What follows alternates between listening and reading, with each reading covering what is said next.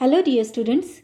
Today we are going to learn a very interesting lesson from your environmental studies textbook, and that is lesson number 22, Who Fulfills Our Needs.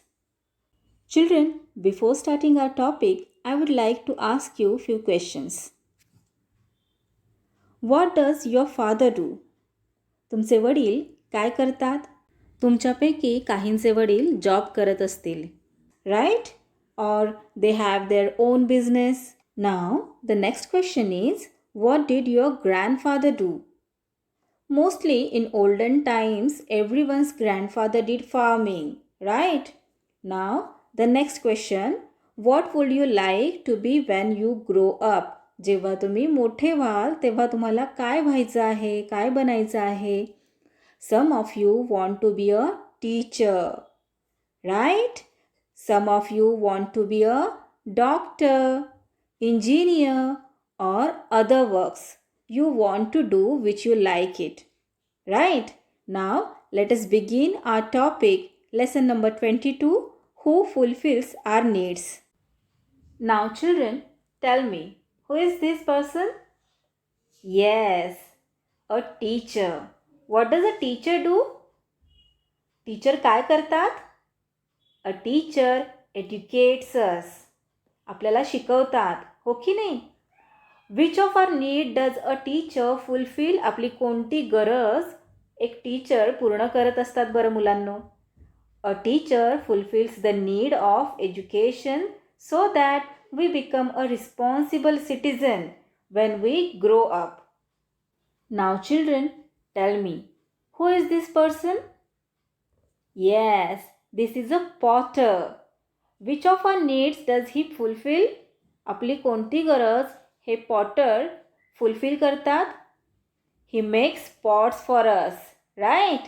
Now children, who is this person? Yes, this is a farmer. He is very important for us.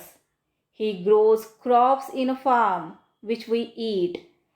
हे farmer आहेत आणि आपण जे अन्न खातो ते अन्न म्हणजेच फ्रूट्स, व्हेजिटेबल्स हे सगळं कोण ग्रो करतं? तर हे फार्मर ग्रो करतात. Now children, who is this person? Yes, he is a milkman. He provides milk to us. Now, who is this? He is a shopkeeper. We buy grocery items from him. Now children, who is this person? Yes, he is a doctor. When we fall ill, he helps us to recover. Now tell me children, who is this man? Yes, this is a poultry man. He provides chicken and eggs.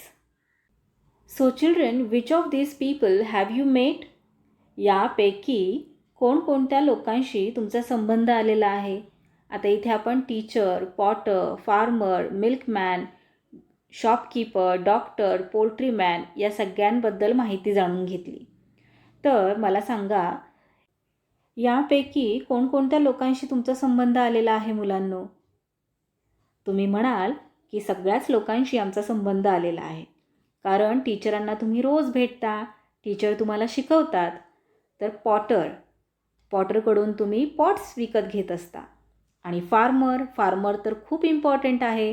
तो त्याच्या फील्डमध्ये crops grow करत असतो, vegetables grow करत असतो, fruits grow करत असतो, हो की नाही? तसंच मिल्कमॅन आपल्याला मिल्क देत असतो. शॉपकीपर, त्याच्याकडून आपण ग्रॉसरी म्हणजेच किराणा माल भरत असतो. जेव्हा आजारी पडतो तेव्हा आपण डॉक्टरांकडे जातो, हो की नाही? मग डॉक्टर आपल्याला मेडिसिन्स लिहून देतात आणि ते मेडिसिन्स घेतल्यानंतर आपल्याला खूप छान वाटतं, बरं वाटतं, आपण खूप फ्रेश होतो. तर मुलांनो, हे सगळे लोक, हे सगळे पीपल आपल्या नीड्स फुलफिल करत असतात. Air, water, food and shelter are the basic needs of every living thing. मुलांनो, एअर, वॉटर, फूड आणि शेल्टर म्हणजे निवारा. आपण घरामध्ये राहतो, प्राणी जंगलात राहतात, पक्षी घरट्यामध्ये राहतात. तर लिव्हिंग थिंग्स आपण सगळे लिव्हिंग थिंग्स आहोत आणि आपल्या सगळ्यांची प्राथमिक गरज काय आहे, बेसिक नीड्स काय आहेत आपल्या सगळ्यांच्या, तर air, water, food and shelter are the basic needs of every living thing. Air नसेल तर आपण जिवंतच राहू शकणार नाही, हो की नाही. तसंच पाणीसुद्धा आपल्याला फार गरजेचं आहे. आणि अन्न, फूड, ते सुद्धा आपल्या बॉडीसाठी खूप इम्पॉर्टंट आहे. तसंच आपल्याला राहण्यासाठी शेल्टरसुद्धा लागत असतं. तर या सगळ्या आपल्या कोणत्या नीड्स आहेत मुलांनो, बेसिक नीड्स आहेत. They are our basic needs as well, but human beings have many other needs besides this. मुलांनो, या जरी आपल्या बेसिक नीड्स असल्या तरी याशिवायसुद्धा आपल्या अजून बऱ्याच नीड्स आहेत. For example, we need clothes to wear, आपल्याला कपडे लागतात कपडे घालण्यासाठी, हो की नाही. Teachers to guide us and doctor if we fall ill, आणि डॉक्टरची सुद्धा आपल्याला गरज असते. जर आपण आजारी पडलो तर आपल्याला पुन्हा रिकवर व्हायचं असतं आणि त्यासाठी आपण डॉक्टरकडे जातो. सो डॉक्टरची सुद्धा आपल्याला गरज असते. Different people work to fulfil our various needs, आणि आपल्या वेगवेगळ्या गरजा पूर्ण करण्यासाठी वेगवेगळे लोक काम करत असतात. Their work fulfils some of our needs as well as their own needs.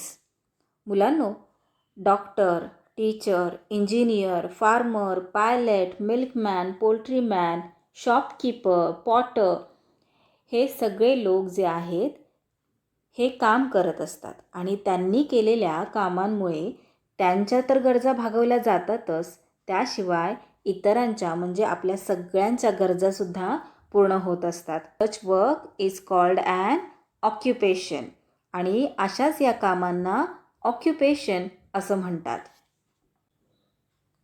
Now let's learn about types of ऑक्युपेशन्स.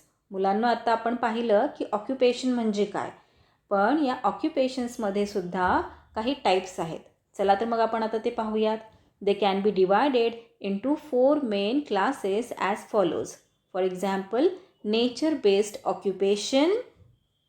Nature based occupations means a occupation that depends on nature. For example, agriculture means farming and fishing. निसर्गावर अवलंबून असणाऱ्या ऑक्युपेशन्सला nature based ऑक्युपेशन्स म्हणतात मुलांनो. असे अनेक ऑक्युपेशन्स आहेत की जे नेचर बेस्ड आहेत. त्यातलंच फार्मिंग आणि फिशिंग हे एक्झाम्पल आहे.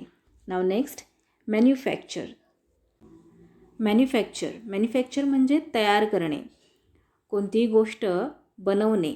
फॅक्टरीमध्ये गोष्टी, बऱ्याच थिंग्स ह्या बनवल्या जातात, वस्तू बनवल्या जातात, टॉईज बनवले जातात, त्याला म्हणतात मॅन्युफॅक्चर. तसंच आपण रस्त्यावर पाहतो खूप साऱ्या प्रकारचे व्हेइकल्स असतात, ते सुद्धा फॅक्टरीमध्ये तयार केले जातात, त्यालाच ऑटोमोबाईल्स असं म्हणतात, मेकिंग ऑटोमोबाईल्स. त्यानंतरनं मेकिंग पॉट्स, हे सुद्धा एक प्रकारचं मॅन्युफॅक्चर आहे. नाव मेकिंग क्लोथ्स बनवण्याच्या जे ठिकाण असतं त्याला टेक्स्टाईल मिल असं म्हणतात. सो मेकिंग क्लोथ्स हे सगळे मॅन्युफॅक्चरचे एक्झाम्पल्स आहेत. Now next type is trade म्हणजे काय मुलांना, तो व्यापार. So for example, shopkeeping, this is a example of trade. And selling farm produce म्हणजे शेतमाल विकणे, त्यालासुद्धा ट्रेड असं म्हणतात. Now next type of occupation is providing services. Providing services म्हणजे काय, तर सेवा पुरविणे. For example, those given by a teacher, a doctor and a bank. Okay, these are the few examples. मुलांनो, टीचर आपल्याला शिक्षण देत असते, शिकवत असते, म्हणजेच काय, तर ती आपली सेवा करत असते. डॉक्टर्ससुद्धा सगळ्यांची सेवा करत असतात. कोणाला बरं नसेल तर ते डॉक्टरांकडे जातात आणि डॉक्टर त्यांची सेवा करत असतात. बँकसुद्धा सेवा करत असते. म्हणूनच या टाईपच्या ऑक्युपेशनला प्रोव्हाइडिंग सर्व्हिसेस असं म्हटलेलं आहे. Now children, let's learn the importance of agriculture. Agriculture is an important occupation in our country. आपण कोणत्या कंट्रीमध्ये राहतो मुलांनो? Yes, India. India is our country. We live in India. And in India, agriculture means farming is an important occupation. Okay children, everyone in the country gets food because farmers work in the field. आपल्या देशामध्ये प्रत्येकाला जेवायला अन्न मिळतं. का बरं मिळतं? कारण हे जे फार्मर्स आहेत ते फील्डमध्ये वर्क करत असतात आणि फ्रूट्स, व्हेजिटेबल्स, ग्रेन्स ग्रो करत असतात आणि त्यामुळेच आपल्या सगळ्यांना जेवण मिळत असतं. Our food includes items such as bhakri, chapati, rice, dal, vegetables and salads. आपल्या जेवणामध्ये कोणकोणते आयटम्स असतात मुलांनो? भाकरी असते, चपाती, राईस आपण भात खातो, डाळ असते, व्हेजिटेबल्स म्हणजे खूप साऱ्या भाज्या आहेत, हो की नाही? सलाडसुद्धा आपण खात असतो. So, these items are prepared from crops grown in the field. मुलांनो, आपण भाकरी, चपाती, डाळ, भाज्या, सलाड हे सगळं खात असतो आणि हे कुठून मिळतं? क्रॉप्समधून मिळतं, हो की नाही? आणि क्रॉप्स कुठे ग्रो होतात बरं? अगदी बरोबर, क्रॉप्स फील्डमध्ये ग्रो होतात, हो की नाही? फील्डमध्ये फार्मर वर्क करतो, क्रॉप्स ग्रो करत असतो. हे पहा, हे अशा प्रकारचे क्रॉप्स आहेत. असेच व्हेजिटेबल्ससुद्धा ग्रो होतात, फ्रूट्स ग्रो होतात. तर फार्मर्स त्यांच्या फील्डमध्ये क्रॉप्स, व्हेजिटेबल्स ग्रो करत असतात. Crops like jowar, bajra, wheat, rice, pulses as well as leafy vegetables and other vegetables are grown in the field.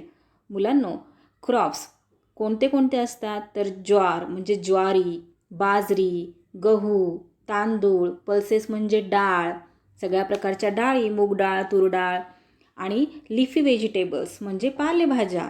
तसंच अजूनसुद्धा ज्या भाज्या असतात या सगळ्या कुठे ग्रो होतात? तर फार्ममध्ये, फील्डमध्ये ग्रो होत असतात.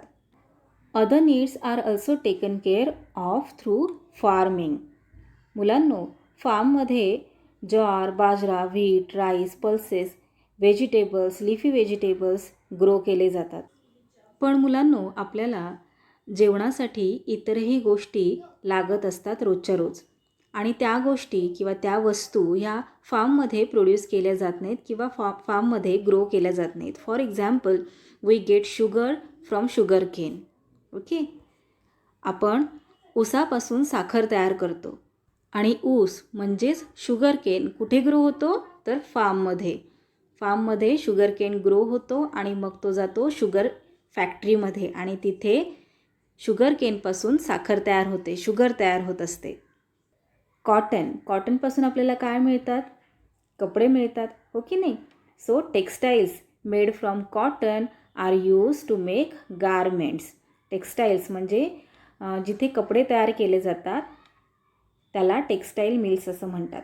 सो कॉटन, हा जो कॉटन आहे हा फार्ममध्ये ग्रो केला जातो. याच्यापासून कपडे तयार केले जातात. तर याच्यापासून कपडे तयार करण्यासाठी कापूस आधी मिलमध्ये जातो. मिलमध्ये गेल्यानंतरनं त्याचे थ्रेड्स तयार होतात आणि त्यानंतरनं त्याचं गारमेंट तयार होत असतं, फॅब्रिक तयार होत असतं आणि मग असे कपडे तयार होत असतात. So our other needs are also taken care of through farming. Farming of fruits, flowers and medicinal plants is also carried out on a large scale. मुलांनो, फार्ममध्ये खूप मोठ्या प्रमाणात फ्रूटसुद्धा ग्रो केले जातात, तसेच फ्लावर्स ग्रो केले जातात आणि अजून मेडिसिनल प्लांट्स कोणकोणते आहेत बरं?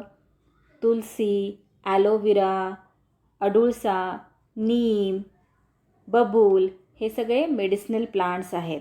सो हे सुद्धा फार्ममध्ये खूप मोठ्या प्रमाणात ग्रो केले जातात. Now let us learn agro based occupations. Agro based occupations म्हणजे काय मुलांनो? असे ऑक्युपेशन्स जे फार्मिंगवर बेस्ड आहेत, फार्मिंगवर डिपेंड आहेत. Agriculture products can be use to undertake many other occupations. Fodder is created in fields. Fodder म्हणजे काय? तर वैरण. Horse eat hay, so hay is fodder. It is use to feed cows, buffaloes and sheep. गाई, म्हशी, ship या सगळ्या प्राण्यांना जे खायला दिलं जातं, गवत खायला दिलं जातं किंवा अजून शेतामध्ये फार्ममध्ये इतर गोष्टी असतात ॲनिमल्सला ईट करण्यासाठी. So that is called fodder. थोडक्यात आपण चारा असं म्हणू शकतो. मुलांनो, फार्मिंग करत असताना आपण फील्डमध्ये बरेच क्रॉप्स ग्रो करत असतो आणि हे क्रॉप्स ग्रो करत असताना जनावरांसाठी अशा प्रकारचा चारा हा फील्डमध्ये तयार होत असतो. Thus, as we cultivate the land, we can raise these animals also.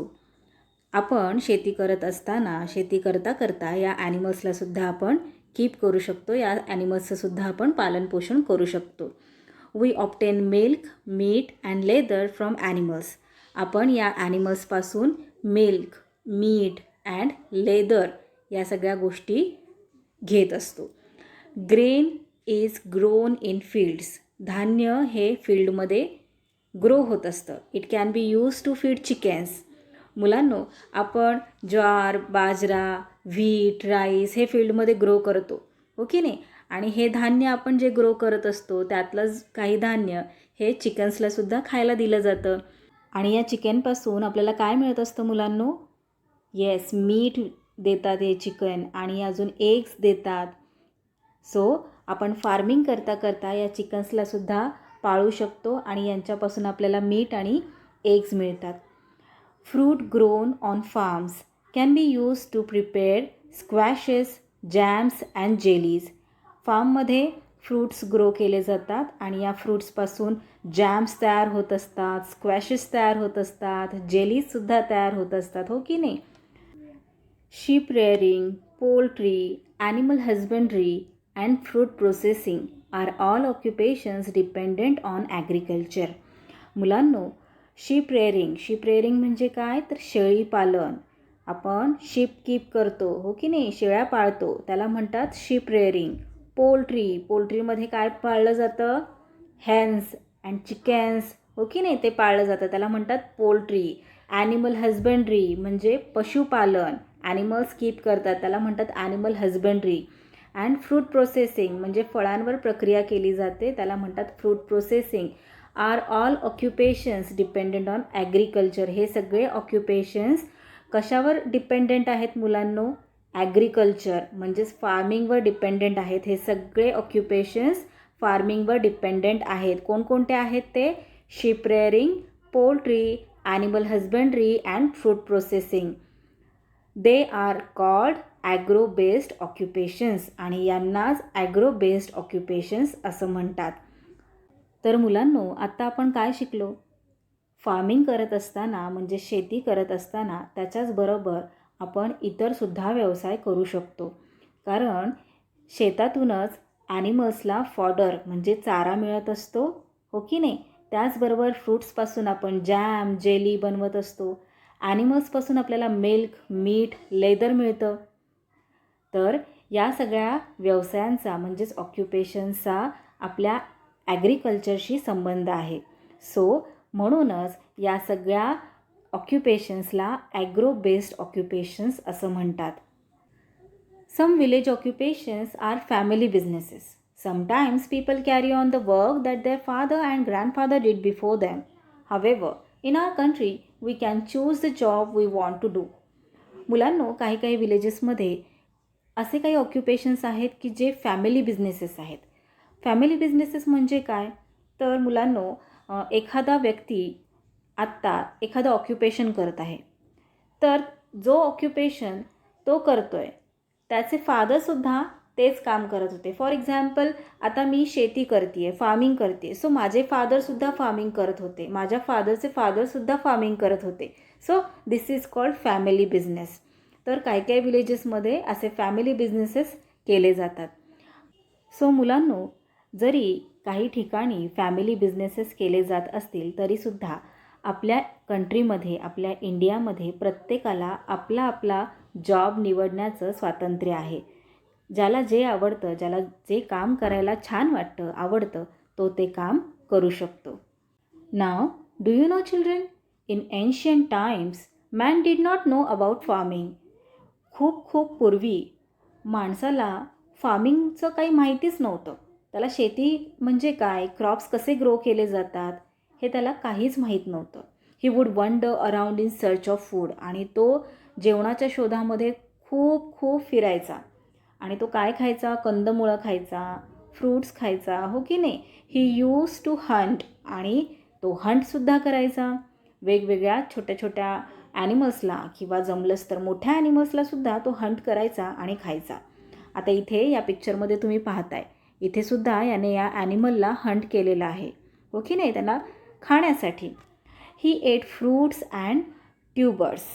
When man learned how to grow crops he could get food in one place. आणि जसं जसं टाईम पास होत गेला तसं तसं या माणसाला शेती कशी करायची, क्रॉप्स कसे ग्रो करायचे हे कळत गेलं. आणि मग तो शेती करायला शिकला. आणि शेती करायला यायला लागल्यामुळे तो एकाच जागी राहून शेती करायला लागला. He began to have free time. आणि मग एकाच जागी राहायला लागला. त्याच्या भटकंतीचा वेळ खूप वाचला आणि मग त्याच्याकडे आता भरपूर वेळ राहिला आहे. मग in that free time many discoveries were made. आणि त्या फ्री टाईममध्ये त्याने खूप सारे शोध लावले. अँड मेनी इंडस्ट्रीज वर डेव्हलप्ड. आणि त्याच्यामधूनच अशाच खूप मोठ्या मोठ्या छोट्या छोट्या इंडस्ट्रीज तयार होऊ लागल्या. So that's all for today, children. We will meet again in our next video. Till then, keep learning, keep enjoying. Bye bye.